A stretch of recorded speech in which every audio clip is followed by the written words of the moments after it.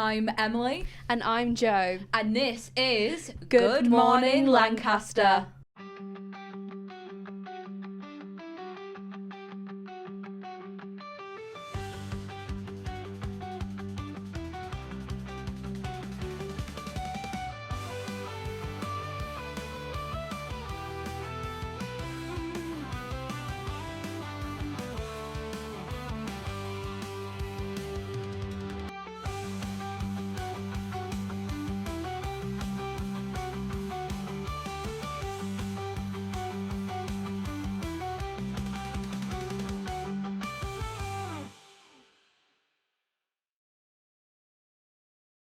But today we are joined by some very special guests. So do you want to introduce yourself?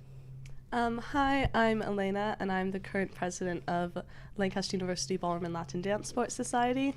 I basically do a lot of different things to make sure the society runs smoothly, and make sure that all of the events that we put on have like great turnout, great dancing, all of that stuff.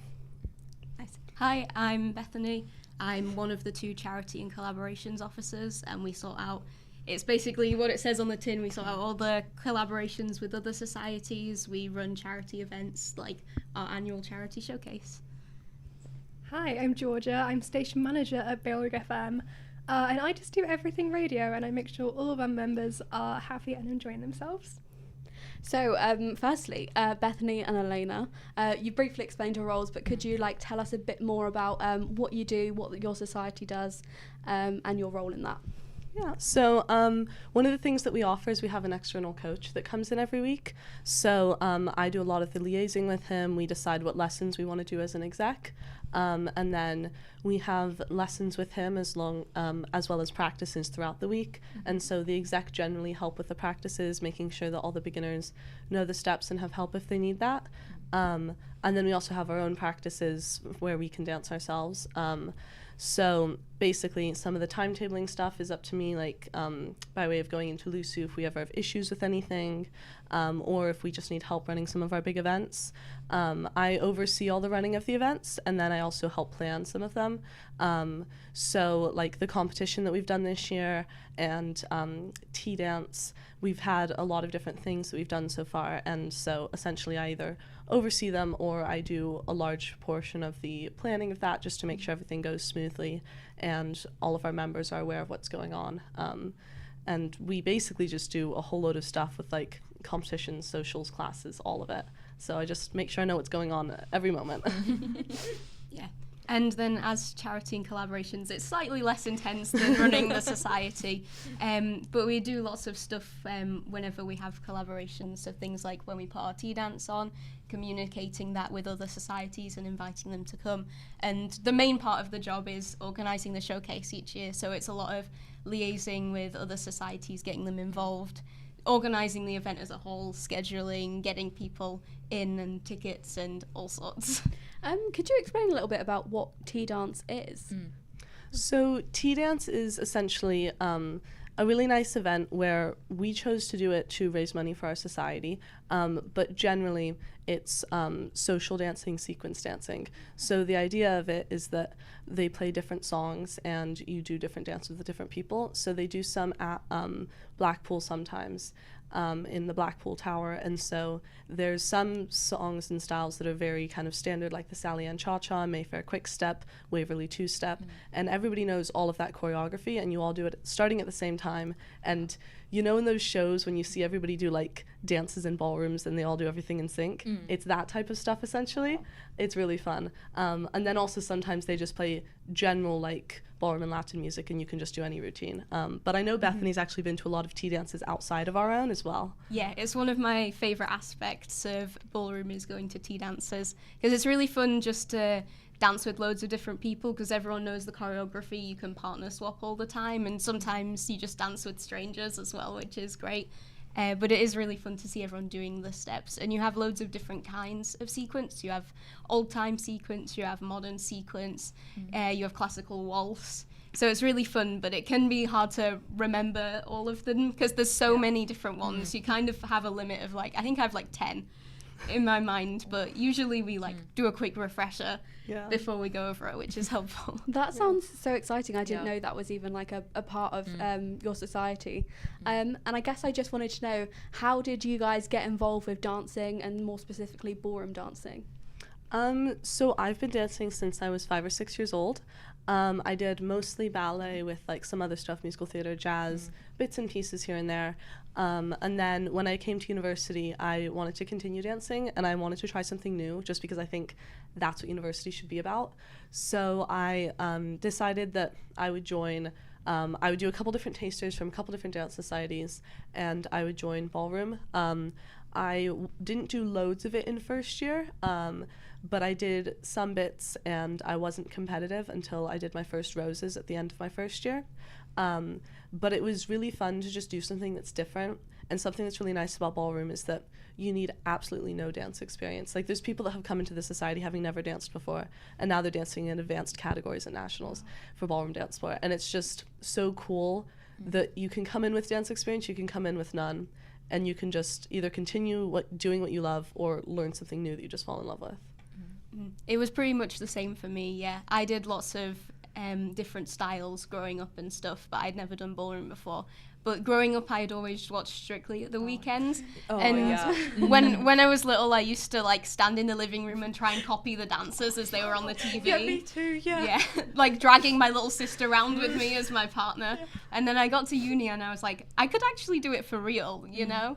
So I just decided to join it, and again, to try something new. And I just absolutely fell in love with it. Like, it became an immediate obsession. I remember seeing like you advertise doing like Strictly watch parties and stuff like yes, that, yeah. which I'm sure is a big part of the like social side of your society. And I was just wondering if there were any like past events that come to mind that have been like a big deal this year. So we've already talked about our tea dance. That was one of the first big events we ran. We ran a practice competition, a mock competition, basically just things to help our beginners get acquainted with what it's like to do a competition, because it can be kind of scary if you've never competed before to suddenly start competing. And then we've gone to, so far, 6 competitions throughout the year, and one of them we organized. So Lancaster Friendly this year we ran in January, and that was great. It was our second year running it. And so essentially we have like judges that come in, we have a scrutineer that comes in, we have different societies, we do it in the Great Hall. And that's a really good way to kind of get a lot of our members involved, because it's obviously going to be a lot cheaper and a lot easier to go to, because it's just right here. You don't have to wake up at 3 a.m. to get ready. You don't have to like, so it makes it a lot easier. And it's fun to be on your home tariff because you feel like extra supported. And then the main one coming up is Showcase, and we actually have a Strictly section in that talking about Strictly, so for that, I'm doing Jive with my Strictly partner who's from Chess Society. So that's really fun. It's the first time I've done Strictly with them. And I didn't watch a lot of Strictly growing up, so it's been kind of very new to me to figure out Strictly stuff, even though I've been dancing. Yeah, the Strictly section we do as part of Showcase is one of my favourite bits, because we get the like professionals are people from our society who already know ballroom dancing and stuff, and then our celebs are people off execs of other societies, and it's really fun just to get people involved in learning to dance for the first time. And so many people who did Strictly at the Showcase last year ended up joining the society because they liked it that much. So it's a great way to get people involved. But another big event we've had this year was we've had Nationals, which is IVDC, at the Blackpool Winter Gardens, and that's like the biggest competition of the year. That was, I think it was like nearly 3 weeks ago now. It still feels like it was, it's just happened though. But that was really fun, and it's so cool dancing in the Winter Gardens because they host like the big world championship competitions there as well. So dancing on the same floor as like professional ballroom dancers, it's an amazing experience. It sounds like there is a lot going on with your society, and you've already mentioned the charity showcase, but do you want to tell us a little bit more about that, and when it is, and how people can come and things like that? This year we're having it in March. Previously it's been in February, but is going to be this weekend, which is really exciting, on Sunday the 16th. It's in the Great Hall, and essentially we have our society and then other societies, so this is where like the collaboration stuff comes in. And so it means that other societies have an opportunity to showcase what they've been working on throughout the year. So we have like ballet, swing, Lou Dance, Olms. You'll know more about it because Bethany was the one that organized it this year. I organized the one last year. And so you have all the societies involved for Strictly, and then all the other societies doing some of their own stuff. So it means it's a lot of ballroom and Latin, but it's a lot of other stuff as well. And so that's really fun. And then because it's our charity showcase, we end up raising money for charities as well, which is really nice. And so as part of that this year, we're doing a bake sale for it. And then we have raffle tickets that we sell. And then obviously the tickets from sales as well go to the charities. And so that's really nice. Yeah, I think this year we were kind of counting it up, and we've got 20 societies involved this year. Wow. So it's a very large event, and that's including like LA1, yourselves, and BFM as well to help do all the tech stuff, as well as all the societies doing the Strictly and their own performances. But yeah, it's really fun to like perform, but also do it for a good cause and raise money for charity. So this year we're raising money for two charities. We're raising money for Student Mind and LDHAS, which is Lancaster and District Homeless Action Service, and we've actually got someone from their charity to come and do a little speech at the showcase as well, which is really fun. But we're kind of hoping we can beat how much we raised last year and raise more and more each year, so it becomes a bigger thing.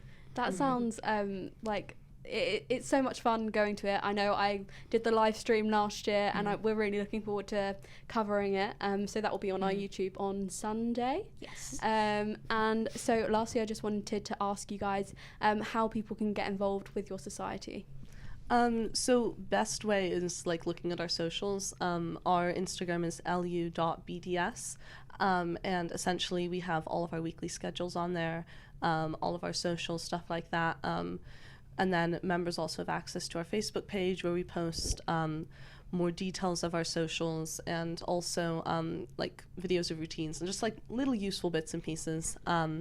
But essentially the best way to get involved is if you've not danced before, you've not done ballroom and Latin before, come along to one of the exec taught practices. So that's normally the beginner practices or sometimes the novice practices. And so this term they're on Tuesdays, but we do have like classes in term 3 hopefully, and we don't know when that will be. So we don't know when we'll have rooms for term 3, but hopefully we would also have like a beginner's practice during term 3 or beginner novice practice. We do have the Monday classes, but I often feel that it's nice to have your first class just be like somebody being able to work one-on-one with you, because when we have our coach in, obviously it's a much bigger group of people and it's a little bit more fast-paced. So being able to like talk to an exec member and have them take you through all of the steps is a much easier introduction. Yeah, definitely using the Instagram, because we put all of our information up there. We put up weekly schedules, and that's just a great way to see what's going on and then what you can come to and get involved with. That sounds absolutely amazing. Something that I did want to kind of like circle back to is Blackpool and the Winter Gardens. That is really just an iconic place for ballroom. You've had the likes of like Shirley Ballas and so many like Strictly professionals perform there, and we had the absolute opportunity to actually go along and interview one of your competitions coordinators. So yeah, roll the clip.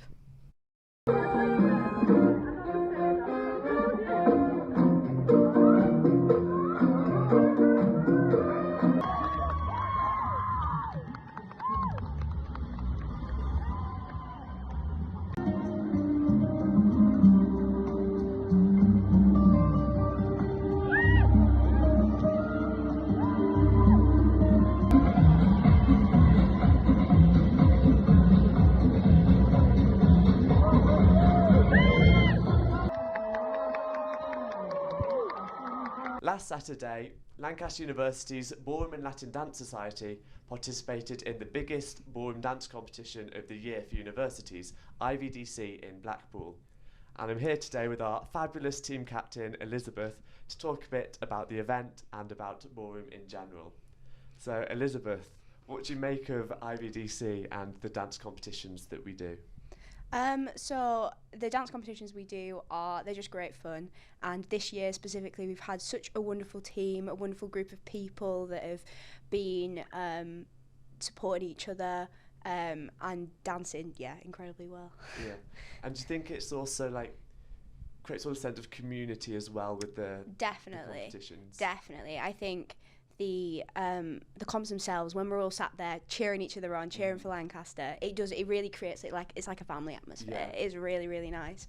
I think it's one of the reasons why people get so into ballroom and so like connected to the society, because we go, it's a long day, it's tiring, but we're all there together, we're all bonded through this like same thing and wanting to see each other succeed. Absolutely, yeah. And it must be nice as well to see sort of the different levels as well of ability of dance coming together. I think with having been through the society as well for a few years myself, seeing people improve through the different levels. So, people that are now competing at super high levels that, started out as complete beginners, seeing the progression of how people have done is incredible.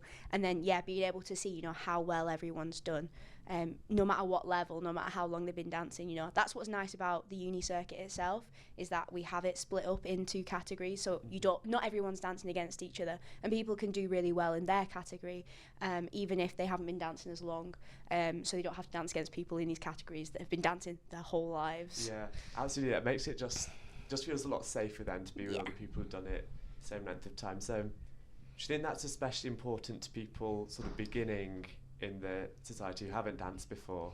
Yeah, I think when I suggest competing to people, because as team captain I want everyone to compete, when I suggest competing to people they're always very worried, but when I say no, you'll be competing against people that have danced the same amount of time as you, that are the same level, I think that makes it so much more accessible to people and a much better environment.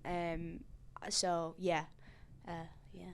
what would you say then to people wanting to join the society or who are a bit unsure, maybe they find ballroom a bit daunting, they don't really know what to do about it? They should come and try one comp and you get the bug for it. I think what people are worried about is often it's like the fear of the unknown. They're not sure what it's going to be like, or what level they're going to be dancing at. They think they're going to go on the floor and be really out of place, and no one ever is. I've never ever seen someone dance in a practice and be like, God, they can't compete for us. Everyone can do it and everyone can succeed. If anyone wants to try it, they should just give it a go. They should just come to lessons, get a partner, and try it out. That's really nice. It's really nice as well that people can sort of do as much or as little as they want as well, both with competitions and also with practices in general. Exactly. It's I think that's nice about the society. It's not completely competitive. Obviously, I'm coming from the aspect of being, head of the comp team. Champion. No, but yeah, it's nice that we offer things that aren't just competitive. So people can come and compete, but we also have a lot of things that if people are unsure about it, they can still learn to dance. And I do think that is nice about the society, that we can offer to anybody. You don't have to have danced before. If you want to try, if you've always wanted to learn and you never have, we can offer that. It's not too late. It's not too late to join ever. Yeah, and it's nice as well because it's not really something that a lot of people would do before uni, or that they would have considered before uni, and then to come here and then see it at the Freshers' Fair, I thought, you know what, I could give that a go. Yeah, there's I feel like quite a small group of people that have done it before. So I danced before uni, but that's just because I didn't make that conscious choice myself. My mum put me into dancing, and I just really liked it, so always did it. But most people, won't have had that opportunity. If your parents don't go, why don't you go to ballroom dancing, then you just probably would have done it. But having the opportunity to do it at uni, I think, is really nice, and I just love seeing people join the society and fall in love with it. Yes, absolutely. And you've been a very prominent member of the society for quite a long time. You've been the president, been team captain. So what do you think about your personal experience and how much the society means for you? The society means a lot to me. It has been, a big part of my life now for 4 years. So my first year when I wasn't on the exec, it's helped me sort of come back to dancing myself. So I had a break. I stopped doing competing for my last year of my A-levels, and then with COVID and all of that, I didn't dance again for quite a while, and came back to it in my third year of university, and just absolutely fell in love with it. I think having the friendships through ballroom is very nice. I loved dancing before uni, but I didn't have as many friends that did it, whereas now with the society there's so many friendships that I hope will be like lifelong friendships that I've met through doing this, and we have this shared passion.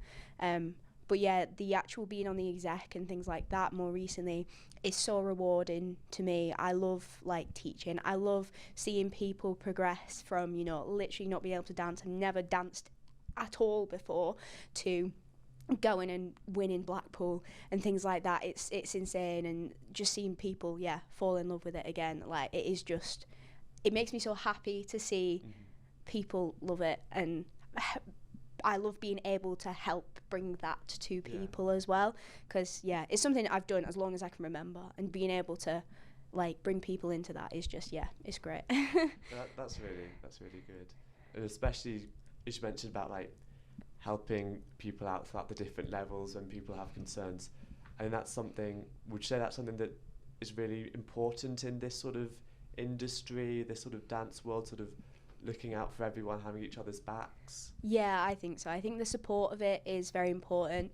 I don't think it's not necessarily something that happens a whole lot outside of the uni circuit. I haven't done loads of it, but like the uni circuit itself is so friendly, it's so welcoming. We all have each other's backs. I think with our comp team doing so well, obviously Craig and Kim are amazing, our two coaches, but they're only here one day a week really. So without the support of like exec members helping out beginners, helping out novices, I just don't think we'd have the same success we do. So having that support network, and then having the success, but equally having that support network for if things don't go to plan, I think is really nice to be able to, if you don't get through a round, there's people there, going, oh, you were robbed, or you should have been through, or like, don't worry, next round, next comp, it's fine. I think that helps make it, even though it's competitive and it doesn't always go your way, having that support network makes it so much more like, something you want to go back to. Yeah. And it's also that sort of benefit of doing it in uni when you're part of a team rather than just having your dance partner and no one else. Yeah, absolutely. It's really good. And you mentioned about successes as well. I've heard you've had a few successes of your own over your years in the society. Would you say you have like a standout moment? Standout. There's been quite a few. I've had a few different dance partners, so there's been a few different ones that I would say. I'd say Saturday, when we made an intermediate ballroom final at the national competition, was pretty special. Having, my first IVDC that I ever danced at, I was a novice. I didn't get anywhere near the final, and I was watching all these dancers like, oh, they're amazing. And then to make a final, like amongst people that I never thought I'd be dancing with, that was amazing. So that was definitely a highlight. And then also probably a couple of years ago, when I danced with a previous dance partner, Ellie, we were in the same sex partnership, so I danced as a lead instead of a follow, which I do now. And at NUDC, which is the Northern Universities dance competition as opposed to the national one that we've been talking about, we were like picked out from the whole comp as the most promising partnership, and that was probably one of like the absolute highlights. It still doesn't feel real that it happened, even though it's been like 2 or 3 years. So are there any upcoming events with the society that you would like to promote? Yes, absolutely. So we have our upcoming charity showcase, which is something we do annually. We're raising money for 2 different charities this year, one that's more local and one that's more national. But that will not just be us, there'll be us obviously as well as many other societies from around campus. It should be really fun. There's a Strictly segment for it, so some of the members of the society will have been paired with people from other societies and will be teaching them a dance, and then they will go and compete it in the style of Strictly. Someone will win it. So come along if you want to vote, especially if one of your friends is doing Strictly. Come along if you want to vote for that. But yeah, all money from that will be going to charity, and it should be a really good event. Yeah, no, that sounds great. I especially love the Strictly part. That sounds really exciting. And one last question, very important question. What is your favourite dance that we do? You see, now this is actually probably the most difficult question. It's definitely one of the ballroom dances, and it changes depending on how well I do at competitions. But I'm gonna go with tango. Tango. Oh, do you want to give your tango face straight into the camera? I can't do it. As good as it's getting. That was brilliant. Thank you. Yes, and that's Elizabeth, team captain of Lancaster University Ballroom Dance Sports Society. Thank you for watching, and thank you for your time as well. Thank you. That's quite all right. And then you go straight into the step, point, step, point, step, point, step, point, forward, backward, forward, both of you turn.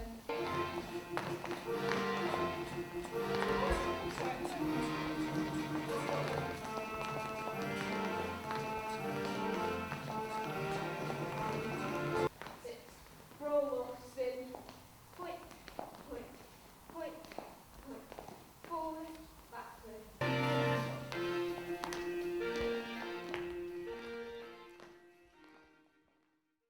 It's nice to see so much success and growth coming from your society, and obviously very exciting with the upcoming showcase this weekend. People should definitely head to that. Yeah, and it's making me want to boogie. Like, it's making me want to, like, I'm missing Strictly now, so that's like my little Strictly fix in a way. But Georgia, thank you so much for joining us today, and do you want to tell us a little bit more about your role and a little bit more about student media as well? Sure. Okay. Well, I am station manager over at Bailrigg FM, which is kind of like the sister society to LA1. We have a lot of crossover. So yeah, we are the student radio station. I've been a part of it for about 3 years now, for the entirety of my degree, and I've been station manager since about this time last year. Being Statman just means that I head up the exec. I'm the main point of contact between the station and LUSU. I'm the main point of contact with the Student Radio Association, and it's my job to kind of make sure everything's running smoothly, and also to look at development opportunities for the station as well. So a lot of my work this year has been getting us more well-known wider throughout the university and kind of wider throughout Lancaster as a city. So I've developed a partnership with the university library. We're going to be helping them with some of their live events. We've got an archive that I set up of a bunch of old Buffon stuff that was just shoved in a filing cabinet. And I thought, oh my God, those blueprints are so cool. Those need to be looked after. So they're in, we've got a special collections archive now in the library. And we've been doing some work with Lancaster Music Co-op to help advertise their events to students. That sounds absolutely amazing. It sounds like you've done a lot as station manager. You're a woman of many skills, I'd say. But something that I did want to mention, you said that you started Bailrigg FM really for your entirety of your whole degree. What made you want to join it? Did you have any like past radio experience that you thought, I'm coming to uni, let me just like continue to work on my skills? Absolutely not. I grew up in theatre. I did theatre for about 10, 11 years. And by the time I got to uni, I just wanted to do something similar, but not the exact same thing I've been doing for 10 years. So I saw radio as kind of a different kind of creative outlet. And I met Riley and Erin Crane, our beloveds, who have since left us at Freshers Fair way back in October 2022. And it just seemed like a really fun place to be. And so I got set up with my show that I had for 2 years until I retired it when I became Statman.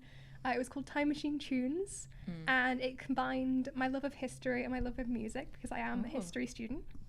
And it looked at the top 100 singles charts from 1970 to the 1990s, focusing on a different year each week. And it's basically just inspired by the Top of the Pops reruns that show on BBC4 on a Friday. And then from there, I just kind of started spending more time around at the station. And I've met so many of my friends at the station, and it's just become such a huge part of my life. I'm actually intrigued about the whole history part now. Like, how would you do that in a way? Like you said, you're a history student. Do you do like random facts? Like, I'm interested. Tell me more. One of my main niche as a historian is music as a primary source and what music can tell us about the society we live in. And I think that is incredibly prevalent, specifically in the 80s, because a lot of popular music that was made was reflective of the changes in society. So, for example, the band Wham did Wham Rap about the unemployment crisis. Bronski Beat did Small Town Boy about being gay and moving to the city to find community. So I just think music is such a deeply personal thing. And so we can learn a lot about history from the music that was produced at the time. So I would kind of drop in little facts about like, oh, well, this is why this was in the top 100 singles. Like, this is the context behind this song being made. This is how this band got popular. So it's kind of both informational and just some really good music. Yeah, that sounds absolutely amazing. I'm not going to lie to you. Something that, again, I want to mention, as you are student media, you do lots of events. I know you did the festive show. Has there been any other events that I have missed, or like just tell us a little bit of what you've done? So we've kind of been slowly ramping up our events over the past few years. We did the festive show, as you mentioned. That was our first. We did a bit of a festive broadcast the year before, but it was a lot smaller scale. Our festive show this year was such a huge production. It involved you. Yeah. You did so much for it, Emily. Our lovely Anna Foster, our PR and marketing manager, was the lead producer on that one, and she just did such an incredible job. And yeah, before that we did the Lancaster Music Festival coverage, which was our first time ever doing that. And we decided, because we would be unable to do Highest Point this year, because sadly it is not happening, whereas we did it for 2 years before. We figured we want to do some kind of festival coverage. So that was headed up by our music directors, Erin and Jake, who did a fantastic job. It was a logistical nightmare because it was in all of these venues all over town and campus. We needed to make sure we could get as many people as we could at these different venues, recording interviews on their phones, taking pictures, doing write-ups for the gigs. So that was a lot of work, but a lot of fun. Then we also do our annual Battle of the Bands, which we've been doing since my first year. It was so funny doing it last year because it really showed how much we've grown as a society. We had, I think, about 200 people voting. So that means there was 200 people in the room watching the event. And we had bands from all over campus. We had formerly the Shoestrings, now Disc Jockey, I believe, who have appeared on here before. We had Art Gallery, I'm trying to think, Nick and the Twangers. Our Battle of the Bands was Nick and the Twangers' last ever gig. It was so sad, but they did great. And it was, Battle of the Bands is so much fun, and we're bringing it back again this year. I believe date to be confirmed, but if anybody's interested, keep an eye out on our social media. So I'm really excited for that one. And also we've got upcoming sometime in summer term, a 24-hour broadcast raising awareness and funds for Lancaster Music Co-op. That sounds absolutely amazing. Like, I'm intrigued about the whole 24-hour broadcast, like the whole logistics about it. So that would be a nightmare. Like, thinking about it right now, it's giving me anxiety. So I don't know how that's making you feel, and especially with your role with the co-op as well. It's been giving me anxiety since October. It's gonna be the way we're planning out at the minute is going to be a co-production between myself and Erin and Jake, who are both involved in the co-op as well. I think we're going to kind of take responsibility of different segments each, maybe do some interviews with members of the co-op or bands that have performed for the co-op. I don't know, we'll see how that goes, but that's going to be hopefully sometime in summer term. We're very, very early in the planning stages, but I think it's something that has been happening a lot in the different student radio stations in the North Wales region. I know Shock in Salford did a 24-hour broadcast a couple of weeks ago to raise money for Mind. And then More Student Radio, who is over in Liverpool, did a 12-hour broadcast, I think a couple of days ago, to raise money for charity as well. So it is kind of a thing that student radio does. It's just not something that we've done since I think about 2019. All right. So I'm looking forward to bringing that back. And like you said, the 24-hour broadcast, do you have any upcoming events? I know you have the AGM that's happening. We do. Yes, come to the AGM. It's tonight. Yeah, 7 p.m. tonight, somewhere in Fylde. I can't remember the room exactly. It's on our Instagram. Is where we're going to be voting for our 2025-26 exec, which is exciting. I'm intrigued to see who's going to take over station manager. We will also be voting in any bylaw changes, nominating honorary lifetime members. And because we've got a lot of our current exec leaving to graduate, I think we're going to have a few honorary lifetime members this year, which is going to be nice. And then there will also be free pizza. Yeah. That is the biggest draw for our general meetings. We're buying everyone pizza. Yeah, that feels like an absolute like deal breaker. Like, come get free pizza. Like, what more do you want? It sounds absolutely incredible. Do you know if there's ways that people can still get involved? I know we're getting into summer term, so people might still be interested in joining societies. Do you know how they can get involved with Bailrigg FM? Definitely. I mean, if you're interested in learning more about the society, then the AGM is a great place to start. You can meet some of the current exec, some of the new exec, and a bunch of our members. I'd say check our social media. Anna is always posting fantastic graphics. And there's also the link to our Discord in our Instagram bio, which is where we communicate with all of our members. You can buy membership on the Lucy website. I believe we have a termly membership that is at a discounted price from our annual rate. So if you're interested in joining now, I'd say probably go for the termly, considering we have 1 term left. And yeah, there's a lot of things to do at Bailrigg. It's not just you come and you present a show. Because we are a student radio station, much like LA1, we do everything. We do the tech, we do the producing, we do the presenting, we do the events. It's kind of, there's something to get involved with for everyone, even if you don't particularly want to talk on the radio. I do want to talk on the radio. I am a yapper. But I know people who maybe are interested in our playlisting, which is what goes out when we don't have live shows, or helping Anna with PR and marketing and advertising, or helping Ava with the endless amounts of tech stuff that I still don't understand after 3 years. I know how to slide up a fader and slide down a fader. Give me a cable. I do not know. Or our content and production team, which is headed up by lovely Holly, Aaron and Rowan. And they're the people who are in charge of what we put out on broadcast and also our live events as well. And we also have a news team as well. So if anyone's interested in news, that's a good place to go. And also our music team, who does interviews and playlisting, like I said earlier, and all sorts of bits and bobs. So there is really something to get involved in for everyone. Come down, say hi, come to the AGM, join the Discord, just get in contact. It's a lot of fun. It sounds like there's so much to get involved with. But you also mentioned your involvement with the Lancaster Music Co-op. So could you tell me a bit more about what you've been doing with them? Yeah, so I have been on their fundraising team for a couple of months now.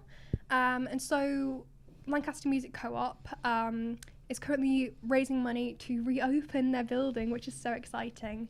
It got closed down in, I think, about 2018 because the building just completely fell into disrepair.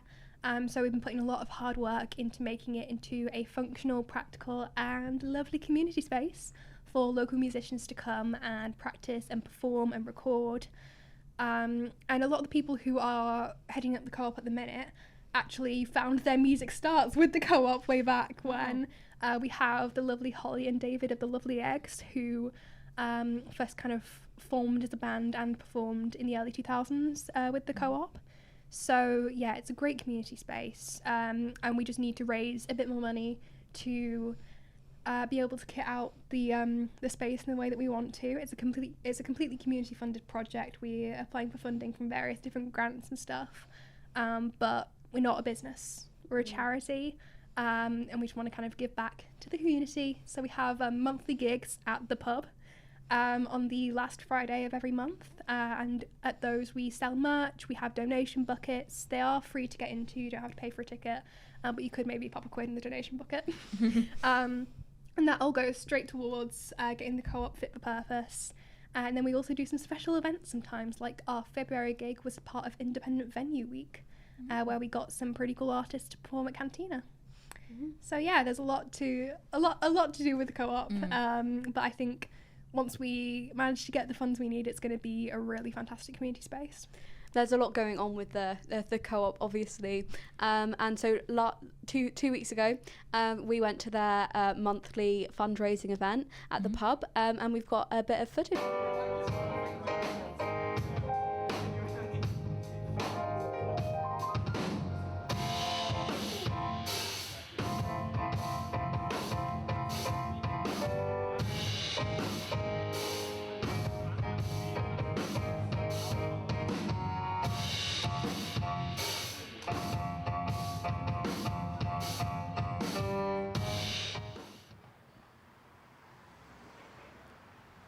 Good evening. You join me at the pub in Lancaster for tonight's Lancaster Music Cooperative charity event.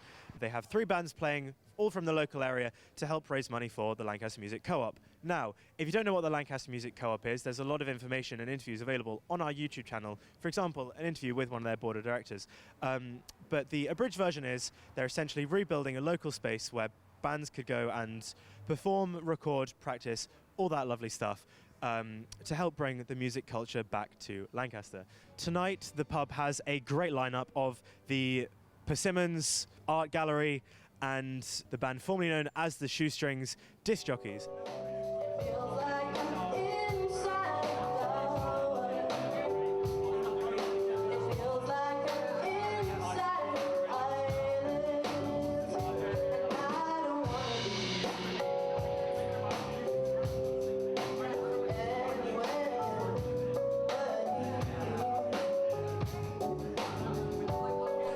Okay, so I'm here with Ella from Persimmon. Would you care to give us a little bit of backstory about your band, maybe how you met, what sort of genre you define yourself as?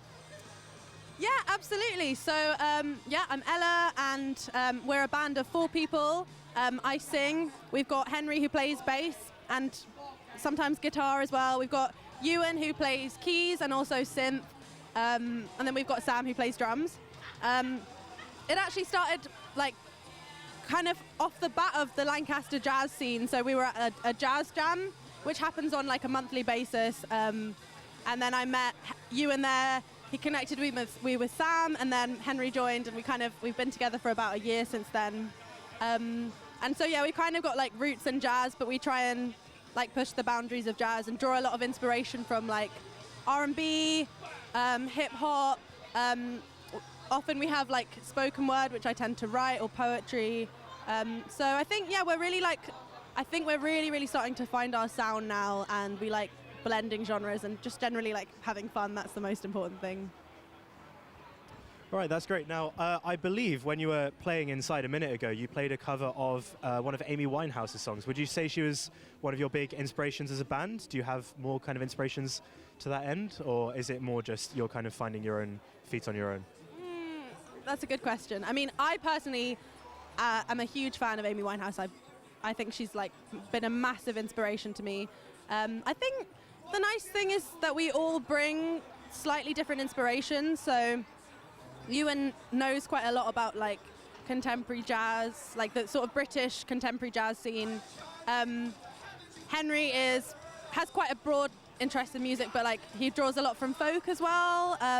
And Sam as well has got his own taste. So we all kind of bring a little mixed bag in. But what I like about Amy Winehouse is she's also very fluid and diverse, and she's collaborated with different artists. And she has that old school jazz sound, but she takes it in lots of different interesting directions.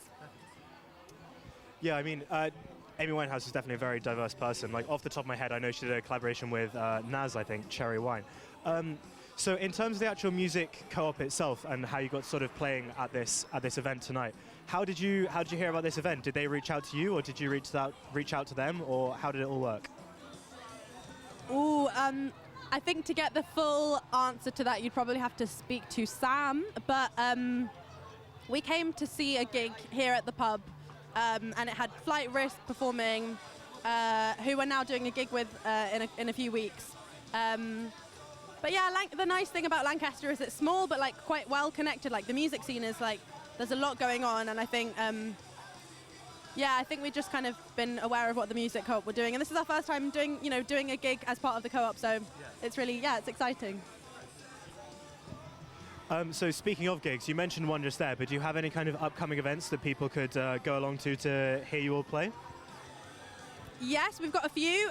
So next Saturday we are playing a Music for the Mayor gig. It's part of a series that Backy J and Folio, which are a local kind of music promoter, they do all sorts, to be honest. And that is raising money for Citizens Advice. We're also doing Loonfest, so get your tickets to Loonfest, which is going to be happening at the Town Hall. It's a festival of music from Lancaster. And then finally we're going to Scotland in June to play Eden Festival in Scotland. So exciting things around the corner. Stay tuned, and if you want to find out more, you can follow us on Instagram. We are a band called Persimmon, all lowercase. So that's the best place to find out more. Perfect. Well, that answers my next question, which was going to be where people can keep up to date on your band and everything. Now, do you have any songs kind of published on streaming sites or things like that, or where can people listen to you, or is it at the moment more just find you at a gig?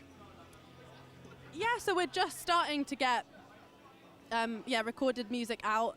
If you follow our Instagram, a band called Persimmon, you can find a kind of live lounge set that we did at the Story Cafe, which was organised by Backy J and Folio. We've got some nice soulful tunes there. So it's a good relaxing one if you've got a few minutes and you want to sit down with a cup of tea or a beer and just watch something nice. And we've also done a kind of like, again, live lounge session with Softbox, who you should check out if you haven't already, and that's going to be live soon as well. So we've got like live lounges which, combine the kind of filmed video element with the recorded sound. But yeah, for singles, stay tuned. We'll see what we come up with this next year. All right, well, I'll definitely be looking out for that music coming out on any popular streaming platforms. I don't know if I can name them. Well, thank you so much for being interviewed. I hope you enjoy the rest of your night listening to some of these other bands. So it was a band called Persimmon on Instagram. Is that on every other social media site, or mostly just Instagram? Just Instagram? Yeah. All right, perfect. All right, well, we'll get back to you with some interviews from more bands and people from across the night.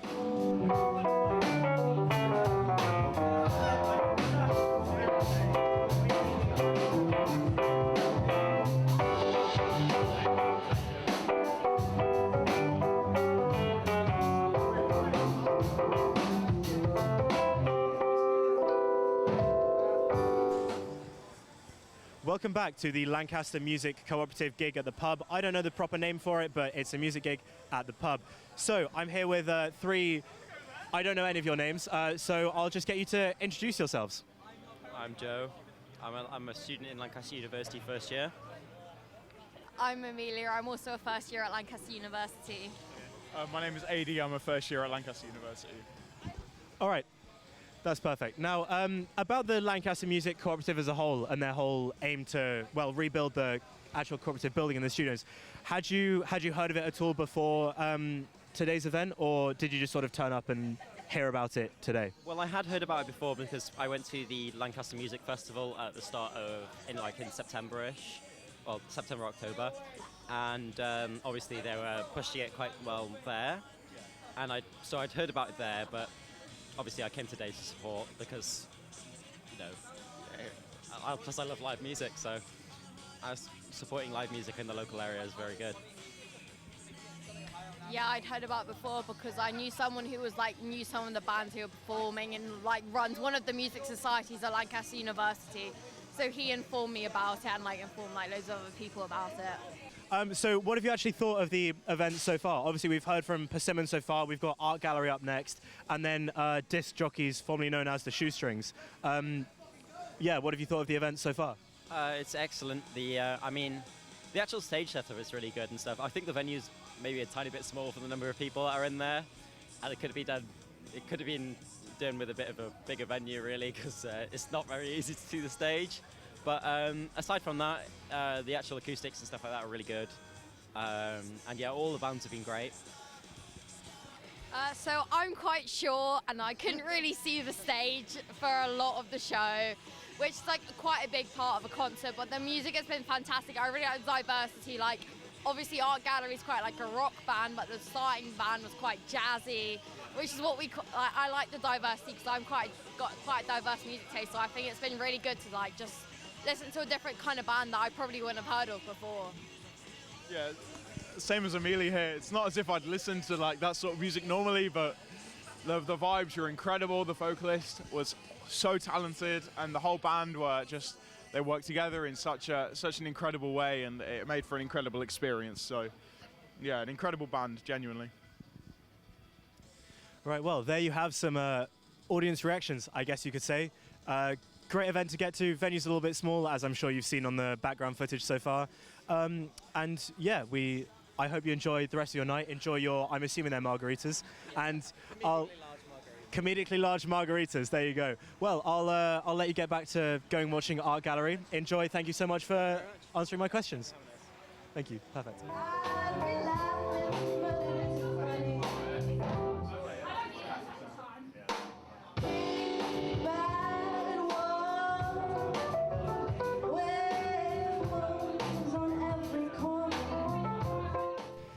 And I'm here with Anthony from the Lancaster Music Cooperative. So do you want to tell us a bit about what your role in the co-op actually entails, a bit about what you do kind of day-to-day to help run the place? Yeah, just a quick bit. Officially, I'm the project manager, architect, blah, blah, blah, contract administrator. But tonight, I help with Derek Mains, who you interviewed last time. We said, well, let's set up a night, bring young bands in, have a green room, which we're sat in now, which is very nice, isn't it? We put 3 beers on. We interview the bands. We do sound checks with them. And then the bands play. We have an order. And then we normally tend to have like a young band at the start, then a middle band, and then a headliner who's been on Radio 6 Music, or is up and coming, BC Introducing, which we've talked about. It was Persimmon, Art Gallery, and Disc Jockey on Now, who I actually interviewed a few weeks ago. So how did you actually choose those bands to come and play, or did they come to you? It rolls every month, so we put a theme on every month. We tend to have a headliner, a middle band, and then normally like to put a young band on that has never done any kind of thing with us. And every time we do it, a young band comes in and they're like, wow, this is like a green room, we do this. Yeah, come in. We interview them to give that confidence. So how do you feel tonight's gone specifically? I mean, out there, the room's been packed the entire time. People have been enjoying themselves, but how do you think it's gone as one of the organisers? I think it was brilliant. I mean, from normally, obviously with an unknown first band, you normally get a few people who are passionate. It tends to be people, friends, families. So. But this time, straight off from the bat, we had a very, very packed audience. And again, another successful night where it's just gone on to success. And it's been great. The room's been packed, everyone's been enjoying themselves, and it seems like the kind of thing that Lancaster has been really enjoying. So these events are the last Friday of every month, I believe Derek mentioned in our interview. Oh yeah, so we put different bands on every month. We try and do different topics every month. And we'll always have a cheeky, quite good headliner in between, because we want that yin-yang and getting the confidence of the younger band at the start to be in this green room, which we're all sat in, which is quite relaxing, I hope, and it's painted green, so that they can mingle with the up-and-coming artists and they can learn stuff and feed stuff, and that's always what it's been. No matter, it's all been the culture, never been about anything else, and that's what we foster.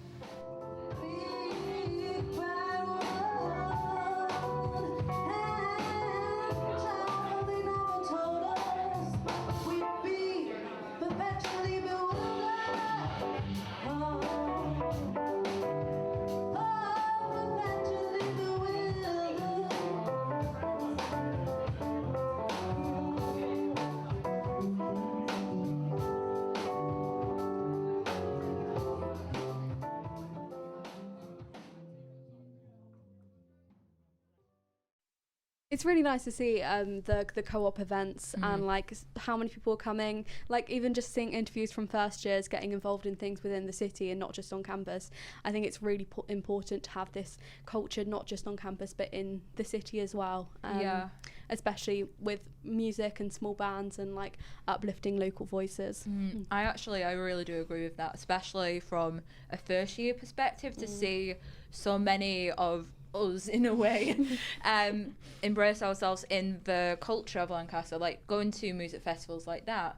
But something that I do want to ask you all is, do you have anything else you want to mention before we finish our show today? This is your time for a shameless plug. Shameless plug time, come on. Showcase, please come to Showcase. It's really fun each year. You just get to like sit and relax and watch people do dance. Our mini musical is the theme of High School Musical movies this year. Yeah. Oh my gosh. So we're like dancing a quick step to like I don't dance. It's super fun. Yeah. Incredible. You made my day now. Yeah. So definitely come along for that. Yes, and tickets are on Union Cloud, and we have student prices on there. So get your tickets on there. I have 2 things to plug. Wow. The next Music Co-op gig is the 28th of March. That's a Friday at the pub. I think they've just announced the bands that are playing. I can't remember them, but they're on the Co-op's Instagram. So go and check them out and watch out for some posters popping up on campus that I will be doing next week. I've now said it now, so I can't not do it. And the Bailrigg FM AGM is tonight at 7 p.m. in Filed Lecture Theatre 1, I have been informed. Be there, there's pizza, there's voting, it's a lot of fun. Yeah. Thank you so much for coming on the show today, and thank you to our lovely viewers for watching. I've been Jo. And I've been Emily. And this has been Good Morning Lancaster.